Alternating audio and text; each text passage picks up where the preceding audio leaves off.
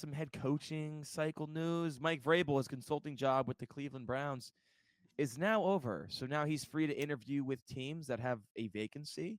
The Jets, the Saints, potentially. Vrabel, I think, is going to get a job this offseason, but I'm curious, where do you think is the best fit for Mike Vrabel?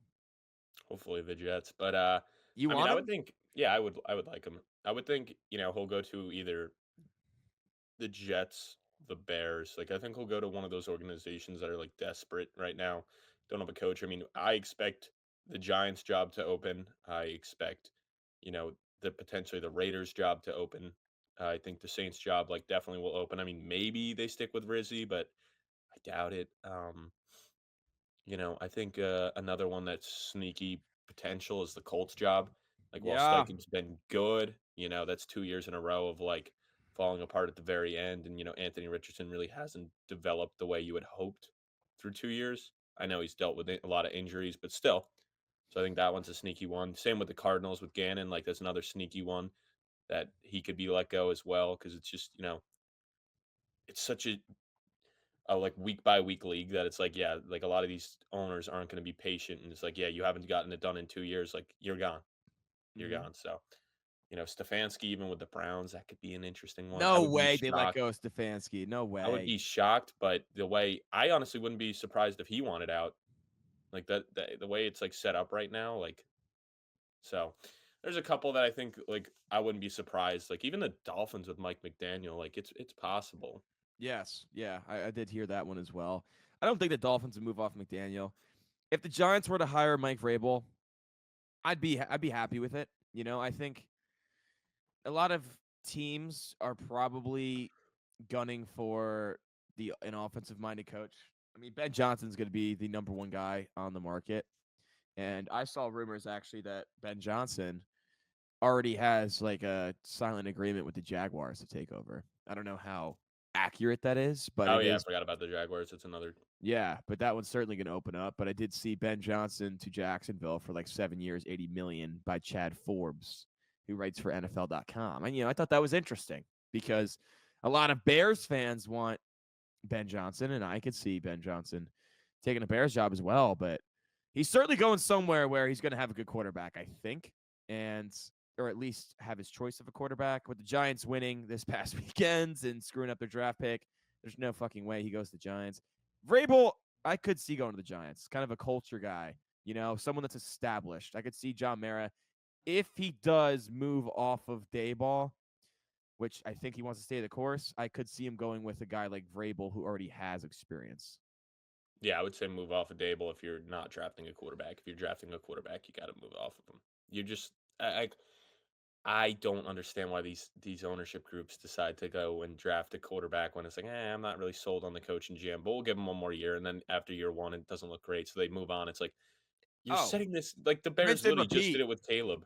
Yeah, it's Yeah. it's so I don't know what a lot of these teams are going to do. But the Jaguars is interesting with Ben Johnson because Bigsby and Etienne, while they're now Montgomery and Gibbs, like it's I could see that him trying to use those guys as a similar 1-2 punch, and Yeah. then like obviously Trevor Lawrence is very talented, highly touted prospect. So maybe he can turn it around. I mean, there's a lot of holes on that team right now, but that's very interesting. I didn't even really factor that him into that sweepstake, but hey, Yeah. I could see it in a too very because easy division too, wide open division. 100%. And from the owner's perspective, he's like, I've already, we drafted Trevor Lawrence number one. He had this generational tag. We've already extended him. We already gave him a huge contract. I mean, why not do everything you can to put a staff around him to really Yeah. make Trevor Lawrence finally take that step, And Ben Johnson, I mean, look at Jared Goff, dude. He's been, without a doubt, a top 10 quarterback this year. He's been a stud, and Trevor Lawrence certainly has more talent than Jared Goff, but he has not put it together like Jared Goff has. And I still feel like New England could be an interesting name as well because I'm not I sold don't on think Mayo keeping the I'm job and not everything, but like, either, but but with I don't Vrabel's think they do New it. England ties, like I could see them offering the job and him going back there. I don't know. I'm not sold on Mayo either. Like, I actually don't think he's a good head coach at all. But it's just the fact that Robert Kraft kind of like pegged him as the heir apparent to Bill Belichick, and like I mean, there were rumors that he told him he was going to be the next head coach like 3, 4 years ago. I just don't see him moving off of Mayo after 1 year.